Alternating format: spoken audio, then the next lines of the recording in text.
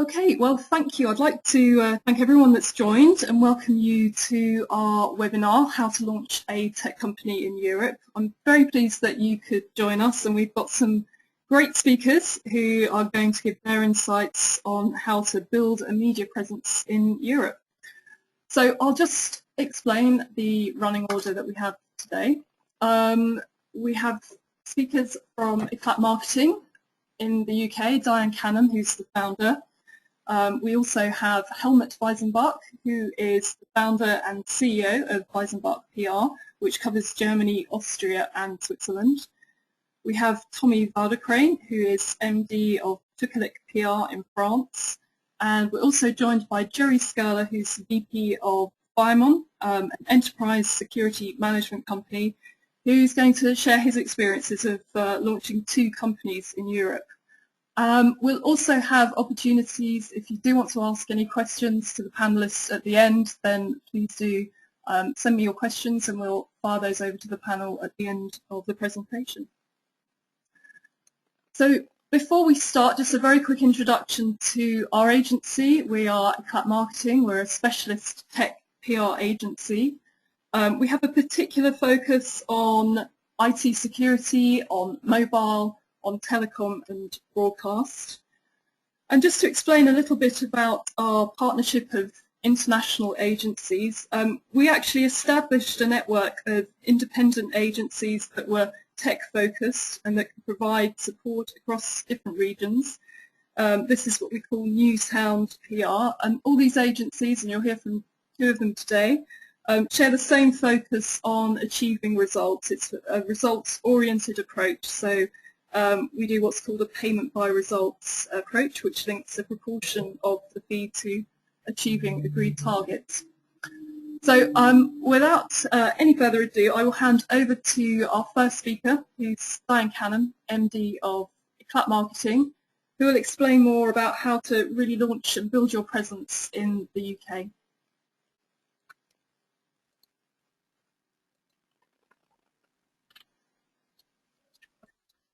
Okay, good morning or afternoon or whatever it is to everybody. Thanks very much, as Kirsten said, for listening in. Firstly, I'm going to start off just by explaining my credentials, I suppose, to present on this subject. So my career in tech, PR and marketing has been almost actually over a quarter of a century now. So I've worked both in-house for a variety of technology companies in the first half of my career, with responsibility for budgets and needing to deliver results against those budgets. And the second part of my career has been within Eclat Marketing, where our focus is very much on helping companies to build their brand both in the UK and into Europe. Our agency was actually founded back in the late 1990s during the dot-com boom. So we have a huge amount of experience of working with US companies. In fact, the agency was actually established with a specific idea of helping companies to be able to, those companies who usually had some kind of existing presence in the US market, but we're looking to establish a leading profile in the UK and then moving across Europe. And that was really why we originally developed the idea of Newshound PR. We felt that there was a gap in the market for a specialist technology agency that had independent agencies that all had a real depth and breadth of understanding both in technology and in helping companies that were launching for the first time into this market. And over the 15 years that Eclat has been in operation, we have helped literally dozens of companies, both working with them to launch them into Europe and working with them through the whole journey, shall we say, through building that brand to IPO or to acquisition. So moving on then to the next slide. In thinking about what I could present in just 10 minutes really, I thought perhaps the easiest approach would be to look at distilling down that experience over 15 years and try and pinpoint what are the top 10 most common mistakes or misconceptions that companies that are looking to launch into Europe for the first time make.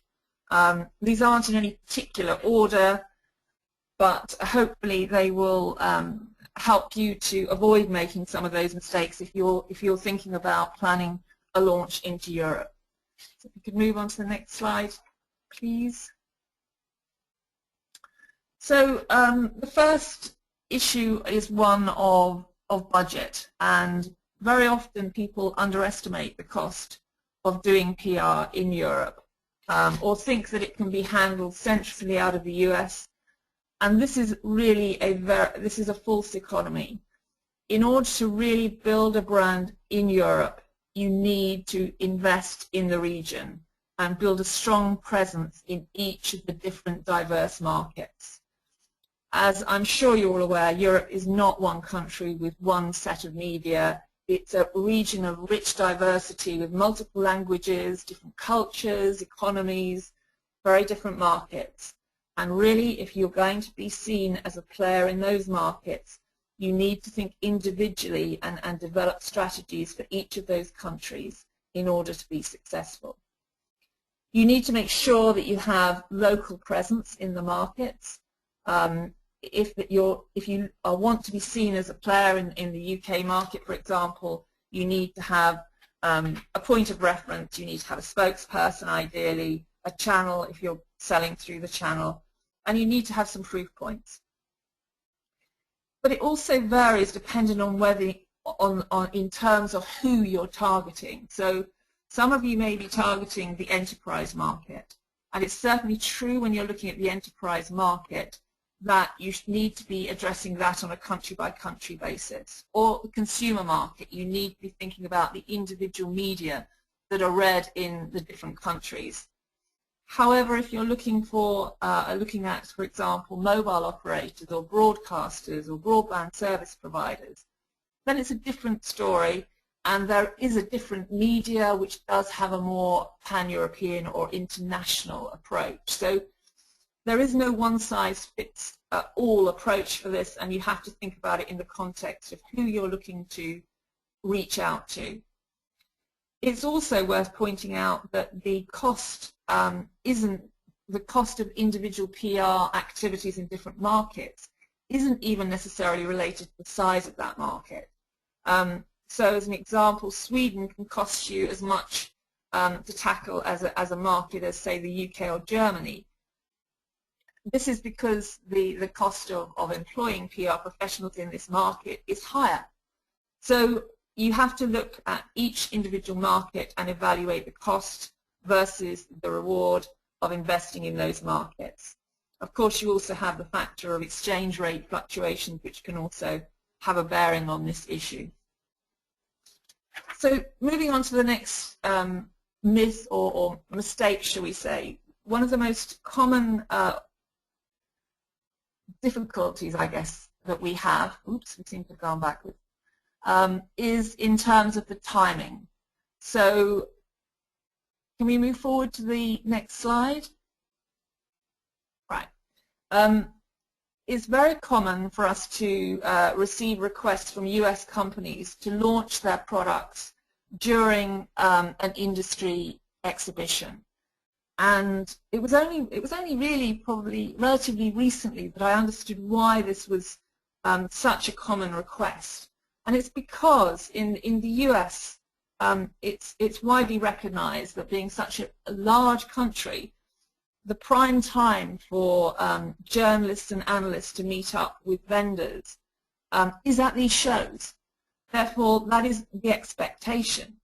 And events like RSA, for example, the security show in the US, are opportunities for the press and analysts and vendors very much to get together. However, in the UK and Europe, this really isn't the case. And because we're smaller countries, it's much more likely that we will organize meetings with the press at, say, a venue in London or Munich or Paris. We don't need to do this at shows. In fact, on the contrary, exhibitions are the worst time to launch your product or your company. And that's for three very good reasons. The first of these is that you will then be competing with all of the established big players in the industry. That's very hard if you're starting out as a new brand in the market to compete with. The second is that the media, the European media, tend to view exhibitions as an opportunity to meet with people or listen to people that they cannot meet with at any other time of the year, and therefore they tend to want to go to the conferences or listen to industry luminaries that aren't otherwise accessible. And the third reason is that it isn't a great time necessarily if you're investing. It's hugely expensive to go to these shows, and you probably will find that your executives would rather spend their time talking to prospects than talking to media. For that reason, our recommendation is generally, if you want to build traction ahead of an exhibition, start working on this, say, 3 months before the exhibition. Moving on to the next slide. The third most common mistake, should we say, or misconception or difficulty is in this balance between control and consistency. Of course, you want to make sure that you've got consistency in messaging. As we all know, it's very much a global market. However, if you really want to optimize the opportunity that breaking news stories present for great media traction and to give your spokespeople the opportunity to build that thought leadership basis, then you really need to devolve a level of autonomy to the local spokespeople, if at all possible. That's because the news agenda is so fast-moving that a story which is breaking in the morning, you probably have 2 hours in which to turn around a comment and really get that out to the key media before the agenda has moved on. And that's very challenging for East Coast companies and virtually impossible for West Coast companies. So therefore, without having that autonomy for the local spokespeople, then you do miss out on a huge amount of local exposure. Moving on to the fourth or problem, shall we say, and that's the one of localization. If you are going to be seen as a global player, you need to have local agency support, feet on the ground that are speaking the local language, that have relationships with the local press, that you can leverage. There is this common misconception that because English is a common language that the US and the UK share, that it's perfectly acceptable and advisable to use a US agency to launch into the UK. That is not the case. Today it is very much about leveraging relationships. It's about being able to respond to breaking news stories in the same time zone. It's being able to know about local trends and issues in order to flag them and make them relevant to your stories. So take an example, the EU data protection regulations, for example, a very big story that it's very important that clients are aware of and able to offer comment on. Moving on then to the fifth, I'm conscious of time here. This is looking at the issue of planning globally. In days gone by, when we used to have print publications, it was perfectly possible to launch a product or a service or an announcement in one country and for there to be a delay before that had to be announced elsewhere. Today, of course, that is completely not the case. News is published globally. Large publishers like CNET will have a follow-the-sun approach to news, and the journalists writing up the news could be based anywhere but will get exposure on a global level. For that reason, it's very important when you're planning your PR activity to consider the global impact, looking at the timing, so making sure that when you make your announcement, it isn't a bank holiday in one of your key markets. It doesn't coincide with a major trade show. and just thinking about the actual time of day that you're going to be putting out these announcements. All of these things are important, as well as making sure that you build in time to translate your material into local language. So those are the kind of 5 key points. Just moving on to my last slide before I hand over. So if that's all the things that you need to avoid, you may well be asking, so what are you advising that we do? So this is just a very brief checklist. So first of all, think very carefully about the agencies that you're going to be working with, and make sure that they really do know your market very well and they have experience of launching a company into their marketplace. These require different skills to managing an established and well-known brand. So launching a company from scratch really means you have to break down some doors and in order to get you in front of the right people. Think very carefully about the countries and the order in which you're going to be launching. It may not be the best approach to try and simultaneously launch in all of the markets. It may be best to start in one and branch outwards. So consider all of these things very carefully. Consider what assets you have, what proof points you have, what references you have in the individual countries to really make a success. And consider when, as we've already emphasized, it's make sure that the launch time is optimal for all countries. Sweden and the Nordic countries go on holiday in July. In France, they go in August. The Brits go at any time between July and August. So think about the timing and make sure that you have really given yourself the best chance of getting global exposure. And work with your agency to build localized messaging and proof points and facts and figures and references so that you really have a solid local story to tell. Think very carefully about the news hook. If you're unknown, you won't be able to rely on your brand to get you in front of the right people. So you really need a strong story that's of genuine interest for that marketplace, not a product pitch, I hasten to add. Finally, make sure that you are constantly reviewing and looking at learning from what you're doing. If you have a coordinated pan-European agency approach, it's certainly possible to share materials and learnings between agencies so that you really do have a virtual agency working for you. I think I'm out of time now, so that's all for me now, but hopefully that's given some thought and food for thought and help you perhaps avoid making some of the mistakes that other companies have made. So let me pass on now to Helmut, I believe. Okay, thank you very much, Diane. And we will hand over to Helmut from Wiesenbach PR. It's going to give you the perspective on doing PR in Germany. So, Helmut? Yeah, hi Kirsten. Thank you for giving my voice back. Hi everybody.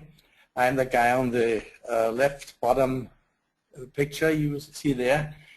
I also have some 30 years experience, so it's the 25 of Diane and 30 mine, so total we have about 55 years together. I have started the agency really in 1990, initially with business development, marketing, and later on into PR when we focused in the .com industry around the 2000. For 10 years we have helped mainly American but also Asian companies to establish their business over here on the European market, and I personally in Germany, Austria and Switzerland. And based on my background in mechanical engineering and marketing in aerospace, energy and IT, obviously most of our clients are coming from that kind of industry. Which does not mean that we work for other industries as well. We handle, for instance, a beer company in Munich, which is the first new latest brewery after 200 years. This is the fun of our business. All the rest is hard work. Obviously, we talk to all the media which are relevant to your industry, whether it's B2B or B2C. And the new angle over the last 5 years, which we have added, is the social media, which is a kind of a conflict at the moment right now obviously, as you are aware, the print magazines and papers are not doing that well, mainly because you guys don't spend them the advertising money as you used to, so they're only going over to online, and they're still trying to find the right model, how they can make money with you. And we are living in this dilemma, how to be successful getting your message out to the channels and convince them that they're still in business. Next slide, Kirsten.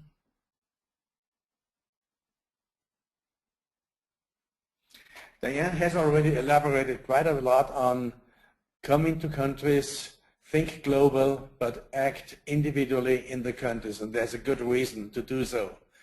Over the last 15 years, we have helped about 120 companies, small and big ones, from 2 people to 40,000 people, establishing a presence in our media. And still, the perception is there. Yes, it is one market. Diane, you're right. Europe is not one market. Even German-speaking countries are not one market. You have Switzerland, you have Austria, you have Germany, all speaking a language which is called German, but they are different. It is different the way they speak, there's different they think, and it is different they're using their words, and they may have quite different interpretations of the same word. Second comment is Munich is the center of the media in Germany. To a certain degree, definitely in IT, this is true, but Germany does not have the luxury, or here in Germany, we do not have the luxury like in the UK, where most of it concentrates in London, or most of it concentrates in Paris. Germany is quite spread out, and there are some interesting media spread all over the country, which means to us going to the journalists, meeting them means travel and time. Other comment, all the journalists speak English. Yes, most of them do speak English. The question is, do they always exactly understand what we or you want to tell them? By experience, they use their own flavor, and we have seen the most hilarious statements in magazines and papers, which are quite different from that what the US press release or English press release initially said, especially when it's the communication sent out on wire, and the journalists have the freedom of interpreting their own their interpretation of the sentences. Common perception is journalists get the information on the web. Yes, journalists do surf, but they do not automatically go to your content, to your website. They gossip a lot, they look around. Once they have some ideas of what's going on and they go into details, yes, they do surf and do get some information, but the barrier is, where do they get on your internet, on the web, where do they get on their website? A significant difference to the German media over here is the analysts versus or with the journalists. Yes, of course, there are the worldwide known analysts over here as well. In fact, some of them have some strong presence here in our country or in our countries. But the media is not using the journalists as the only sounding point aboard. It's mainly work which journalists are getting from either agencies or vendors, or which they find themselves, and then they go back to the analysts and look at additional comments and quotes and statistics to beef up their work, articles or whatever it is. Next slide.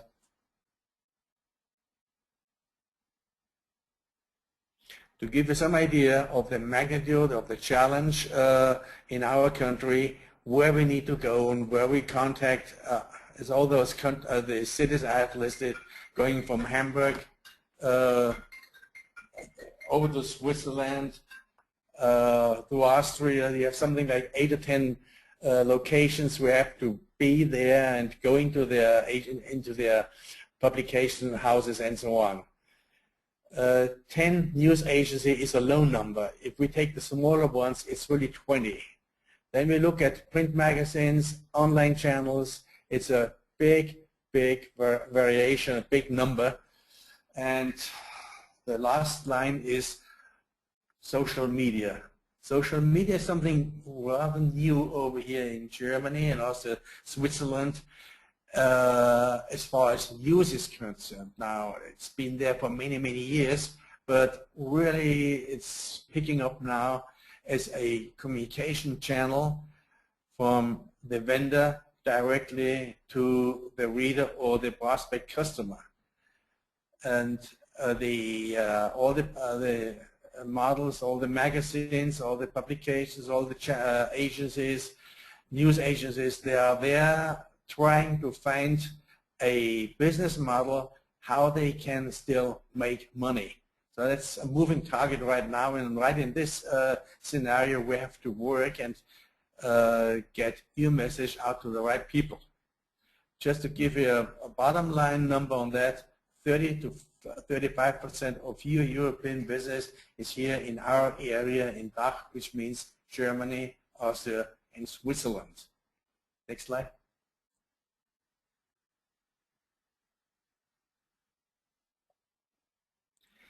I have mentioned before journalists serve. Yes, they do serve, but they do not serve for your information if they don't know about it. A common mistake or common statement we hear from our foreign customers saying, well, we put it on the internet. We have it on our website. We put the articles on our website. We put the press release on our website. It's good, but nobody goes there, and that's the problem. So it's really you and us to take the initiative and talk to them, interact with them, write to them. If you don't do it, it's your competition who will do that. And we're still using all the commonly known tools. They're quite valid in this country with the added social media. And whatever we do, what's important is do it consistently. Another approach we experience often but don't like, and it's not good, come in with a big noise, big conference, may even be successful in getting some attention, and they get out again after 2 or 3 months and don't come back for the next 12 months. I have a very simple I have a very simple respond to that. Journalists are just like you and me. You don't want to repeat over and over again and have to go out and work hard to get something. It's so much easier to work with that what we have done before and work with those customers or with those vendors who are there every day and help you doing their job. When I mean by plain language, clear message, simply say a flyer or a sales literature is not a press release. In many cases, however, we do get press releases which look like sales literature, and it goes into the circular file or dumped or whatever. It's just not appreciated by, I guess, by any journalist, not just here in Germany. Last line, journalism is a business, which means very simply that journalists understand that they get their salary and their money, their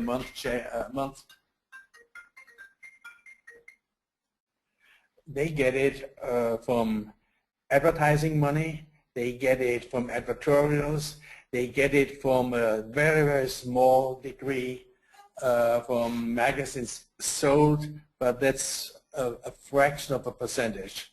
What I'm basically saying, whenever we go into interviews with journalists, in the back of their mind, they think, how can I get my month check? How can my colleague in the advertising business get some money out of you?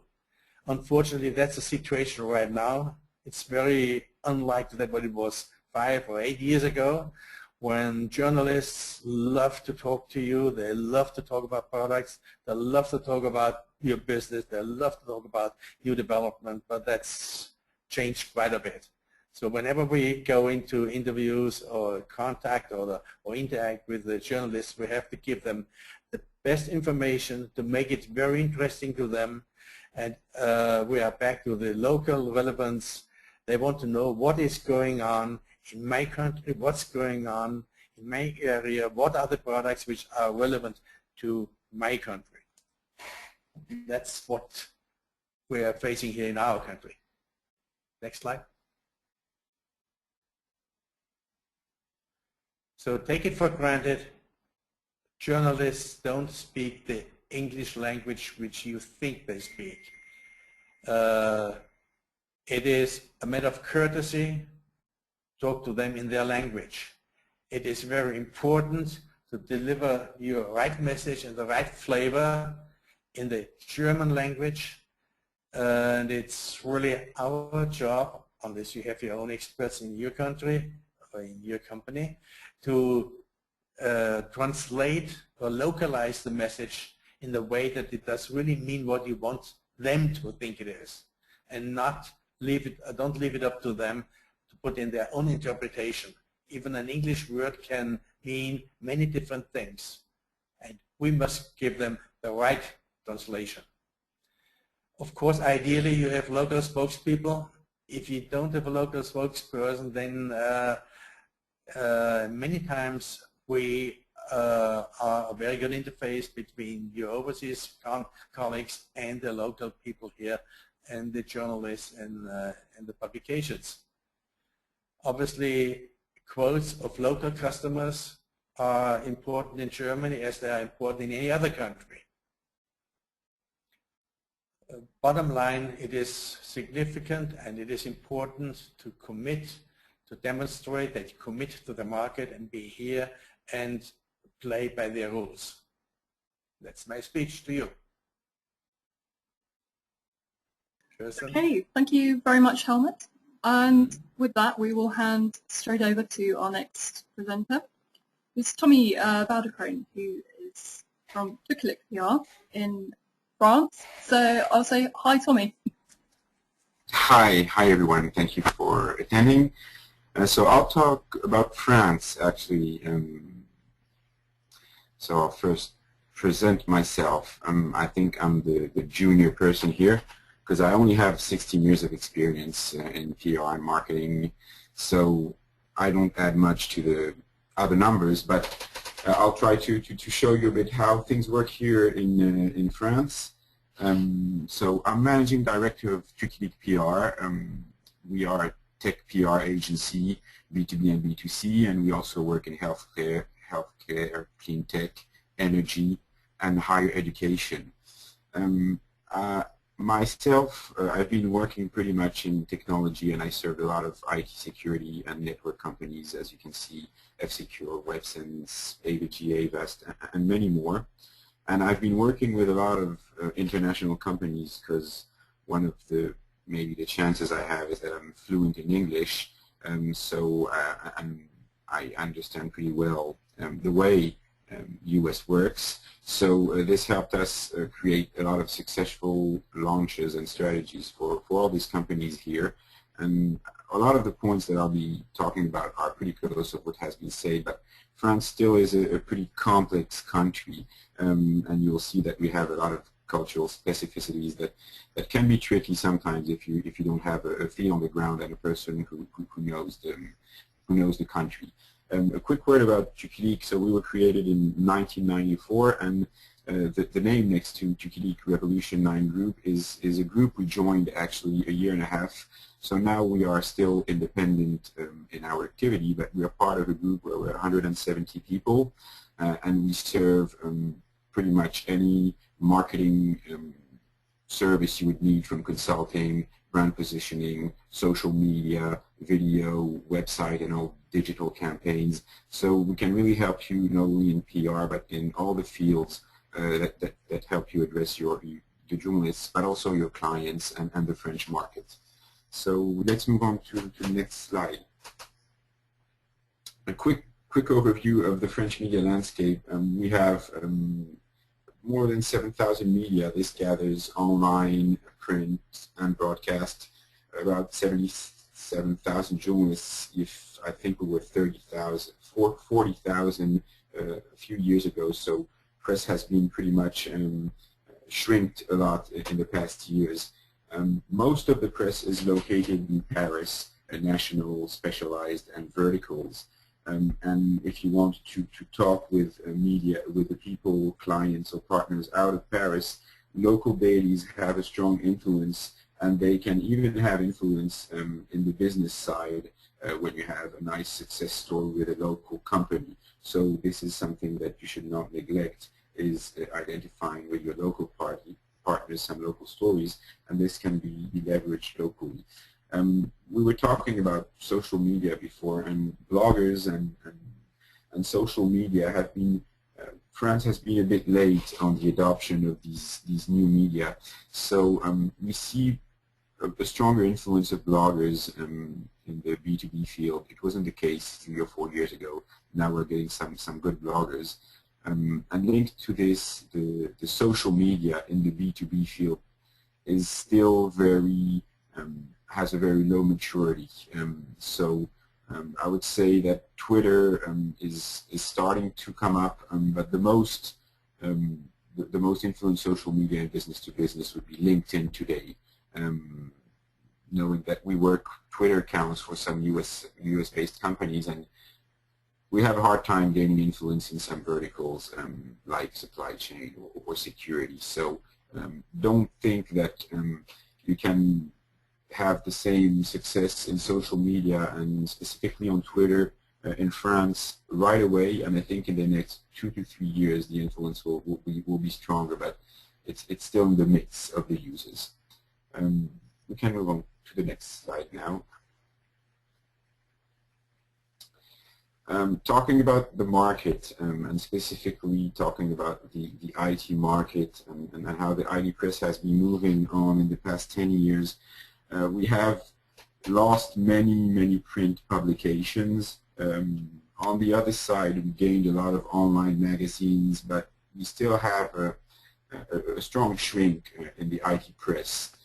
So obviously journalists have very little time dedicated to media and to clients and media relations. So we need to have reliable information and really be positioned as a source of information, a reliable source of information to the media. And this is something very important, because once you begin getting being identified by the media, they will be calling you, and you'll be present on a regular basis in the media and the features. Of course, for this, the information needs to be local, needs to address the concerns of the first circle of readers of the magazines. For instance, if we talk in CIO magazines, we have to have a CIO-centric communication, because today media has become reader-centric. They don't sell as much as they used to, and the community, the power of the reader community is really the main focus today for the media. So as in sometimes big advertisers were privileged to good sources of information, today journalists will really have a focus on what interests their readers, and this is IT press, but it's also talking about verticals. We really think about who is the decision maker, who is the reader, and what content should we deliver. So we need French information, obviously. European information can be used. For instance, we work with a company who has probably a success story with Lufthansa, which is a big airspace company. This can be used in a vertical talking about airspace here. But most of the time, if we talk about French information, it concerns success stories, surveys, or any type of content that we will be delivering to the media. It needs to be French, and even if you think it's major in your region, it might not be here. So we are here also to be a filter to your success So really, we ask you to listen to us and to trust our consulting, because we know, and I think you saw with the experience of everyone here, that we know how to build up this experience and make sure that we optimize the presence in the media and create a long-term presence through these actions. So we can move on to the next slide. So still talking about market specificities, and this comes really even stronger when you talk about France. We have to really think when you have a major launch about the month you'll be launching your product. May, for example, is a very bad month. We have like 4 or 5 bank holidays, which result in creating 5-day weekends. So you get very short days of work, and you can't do an event, you can't do a launch at that moment. This is really a moment you can't do it. July and August. July is okay till around the 20th, but between 20th of July and end of August, it's kind of dead. Most of the media are closed. They usually close last week of July and reopen on the 3rd week of August. So it's really a moment where we can plan. If you are if you can talk about consumer topics, and this is, for example, in the security field, you can give tips for the holiday or talk about some major outbreaks, but you won't have the same reach you have when, for example, you have a launch in September, October, or November, or another month in the year.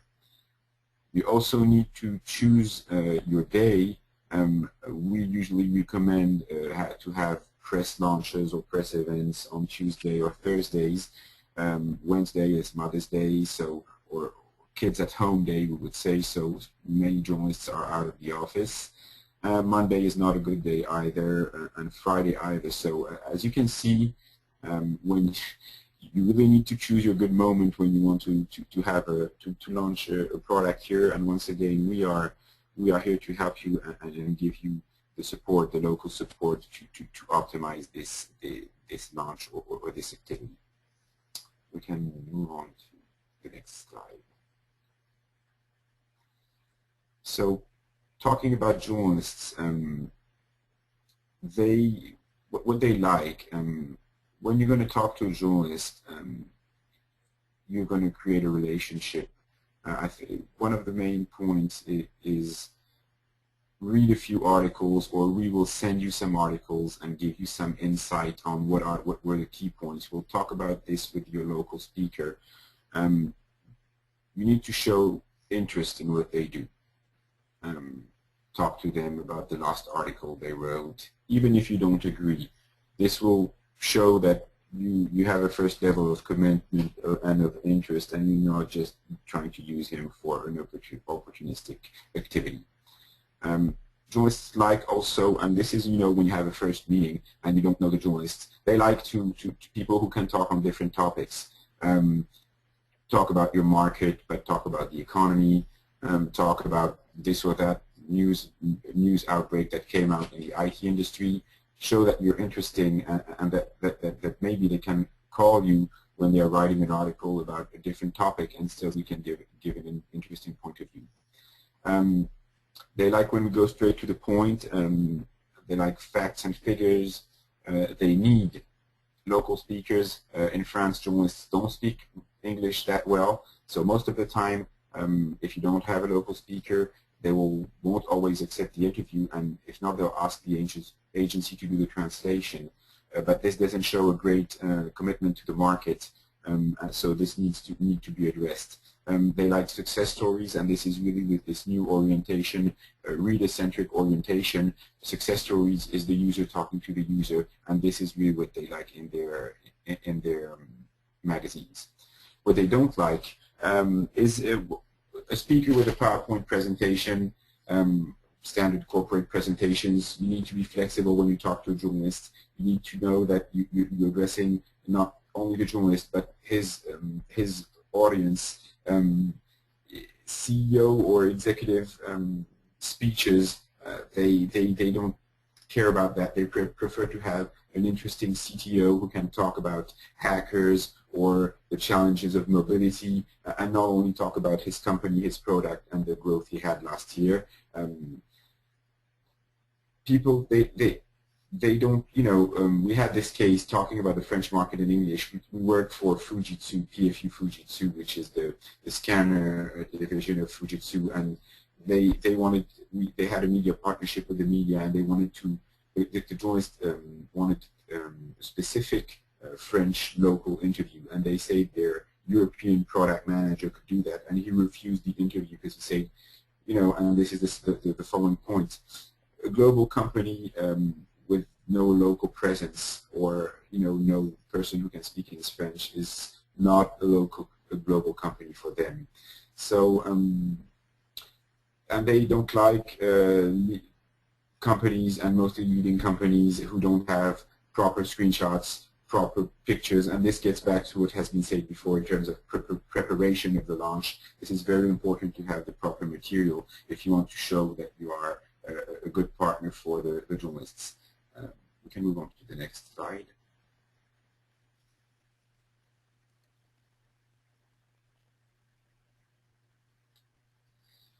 So what's best here? Local press releases and success stories. This is definitely, and I say French only because most of the time they will not accept foreign country case studies, except leading European countries that have an influence, like Lufthansa, for example, as I said before. Surveys, and generally I would say figures, facts. We can have European surveys with relevant information about France. They use this pretty regularly. Infographics, many for blogs. Company that can talk about many subjects. If you're talking only about yourself, they won't follow you. What does not work? Press conferences and events. This is definitely not something working. Product launches with only a text story. You have to put it in a context, in a user context. New solutions with no differentiator, version 2.1.3, we don't need to talk about this. Roundtables with international experts. We need to have French experts, people who know the market, and US-centric communication, and this is not to have a negative finish, but this is very important, and we have had a lot of issues with our clients in the past explaining that the localization is key to the success. And I think we're finished with my presentation. Thank you very much indeed, Tommy. Okay, so moving on then. We've heard from the agencies. We're very pleased to be joined just for the last part of this hour session by Jerry Scala, who's VP at Firemont, who's going to give you his perspective. He's launched two US companies in Europe, so we'll provide an overview from his perspective. So, Jerry, hopefully you can hear us okay. Yes, I can. Thank you very much. Am I clear? You are, yeah. Okay. Yeah, so thank you very much for the introduction. You've had good insights from three experts in three of the major countries in Europe. They are different. They have a different word for everything, I've come to learn. My most recent experience has been launching two US-based cybersecurity companies into Europe. And it's always interesting when your CEO walks in and says it's about time for us to expand beyond the US, figure out what we do in Europe. And many companies American companies tend to start in the UK first because of the common language, and then quickly look at France and Germany because of the size of both of those important markets. Next slide, please.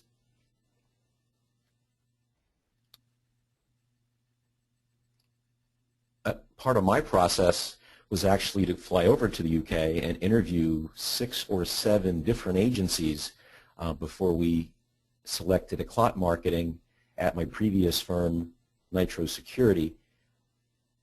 The cavalcade of agencies are outrageous. Giant, super slick agencies, medium-sized specialists, small boutiques. It was very clear from those interviews who would work with us as a partner and who was basically going to take our funding and maybe give us some efforts. And I was very pleased to say that Eclat Marketing met that criteria of that sort of mid-sized specialist around cybersecurity. And it was important that we had a cybersecurity specialist because it has its own language. Depending on what technology sector you're in, that may be important to you. For me, it was critical because cyber is creating its own language as we speak, and having an agency specializing in cybersecurity only was very, very important. Our objectives were very straightforward. We wanted to be mentioned. We wanted to be in appropriate publications. Coverage that counts is my personal motto. And we took Eclat's recommendations about having an issues-based launch, not about, American comes over.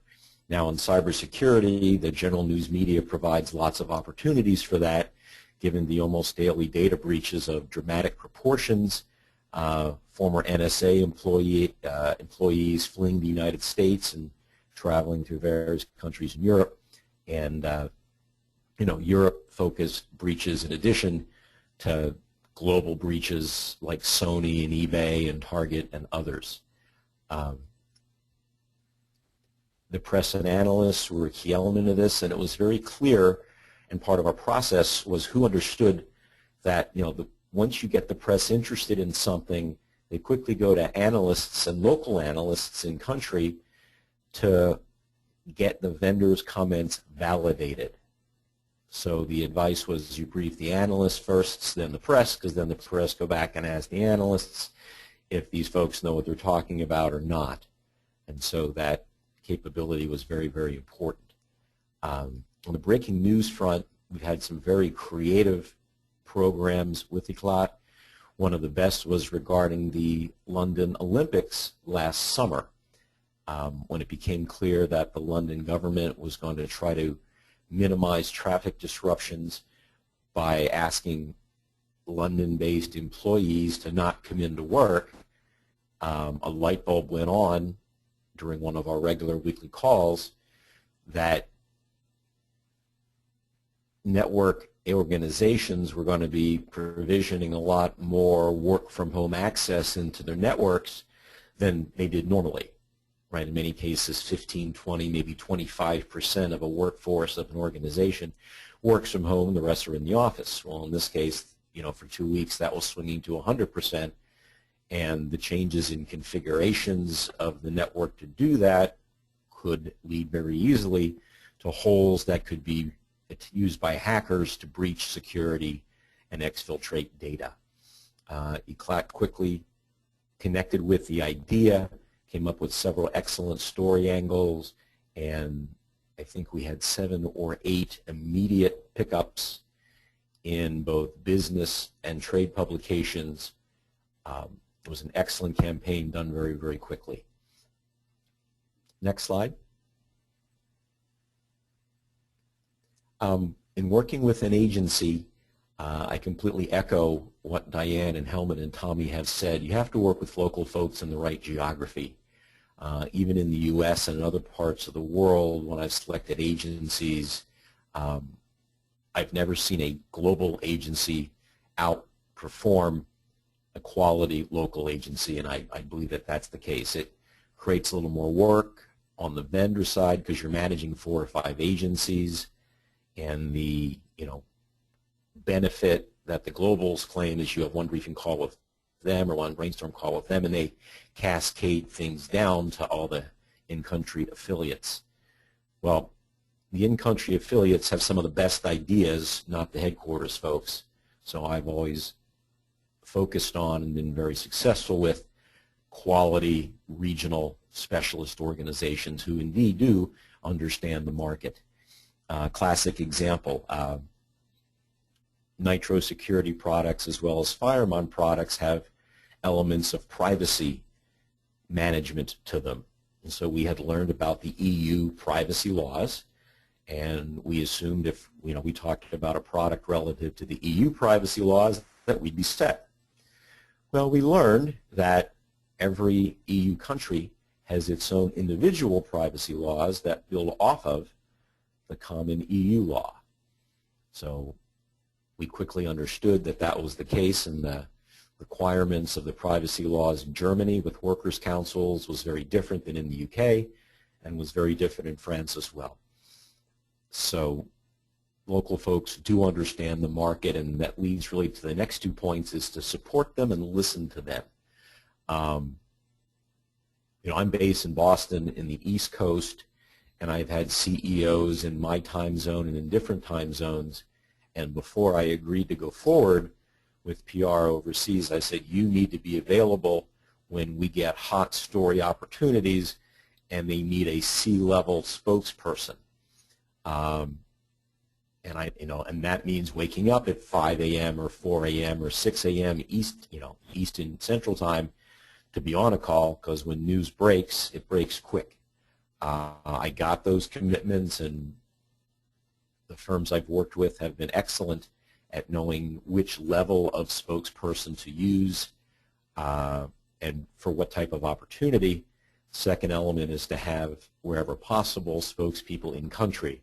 So we've actually done some media training with some of our sales executives in country so that we could have German or a French or a British national in country respond to certain press opportunities where that was the most important. Say it was a business topic around distribution channels or go-to-market strategies. Next slide. There are many critical success factors, and integrating PR with sales and marketing is absolutely critical.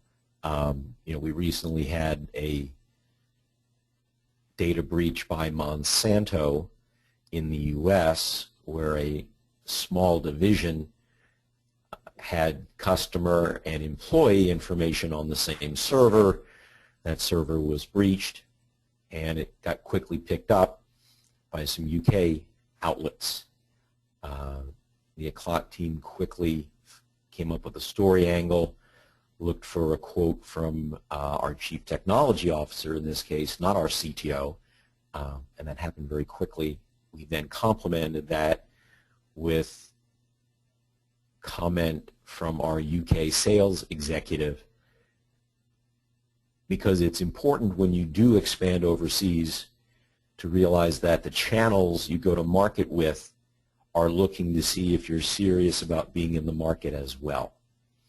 And your investment in air cover with PR and with lead generation, whether jointly with a partner or with other agencies, is critical to them believing you're serious. So, as you look at justifying a PR investment to your executive team, the second angle, not just for awareness, because no one's going to buy a product from a company they've never heard of, but channel partners will not pick your product up if they don't see your corporate commitment and investment in building the air cover that supports their activity. The pay-by-results model that Eclat and its partners use is excellent on two fronts. One, the fact that it operates that way helps get the PR budget approved as part of the international expansion, because it's very clear what outcomes will be expected. Many organizations are used to the retainer model for PR agency budgeting, and many executive teams, especially CFOs, can't draw clear results to that type of arrangement. The pay-by-results model reduces that fear and that uncertainty very quickly, and has allowed and has dramatically shortened the amount of time it's taken me to get funding for international PR approved. The second thing that it does, and it applies here as well to being realistic on budgets, having access to executives, and effective communications, is that the objectives agreed to for each quarter are very clear and concrete. We're not hoping to get some thought leadership, maybe some buzz on the social media side, and maybe a contributed article in a vertical pub and in the horizontal pub. We're looking at all of those working in concert, with 5 to 6 of those being PBR objectives and PBR bonuses paid relative to that. Next slide.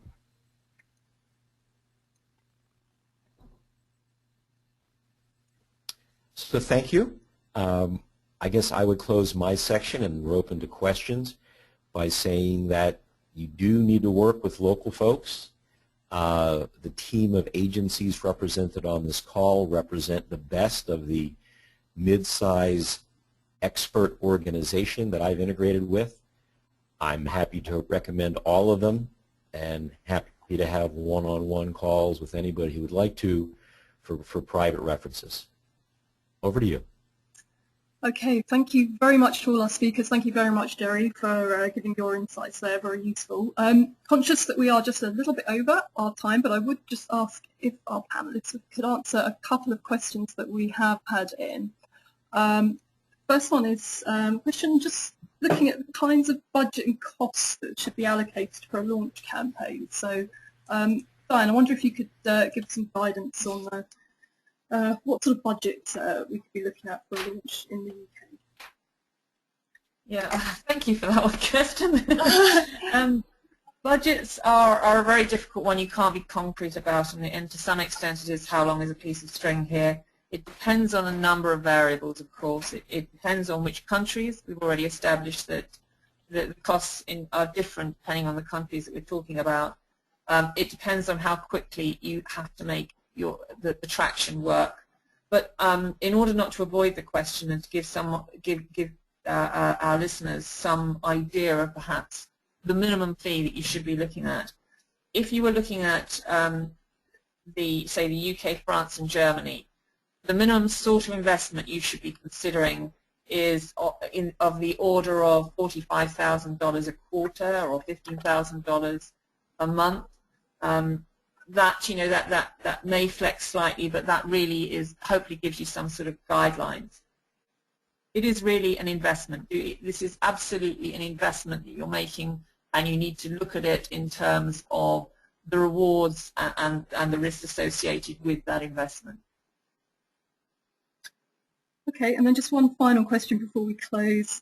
Helmut, thinking about timing of launches, how far ahead should we think about starting to plan before a launch? What sort of timing should be considered? Well, hello,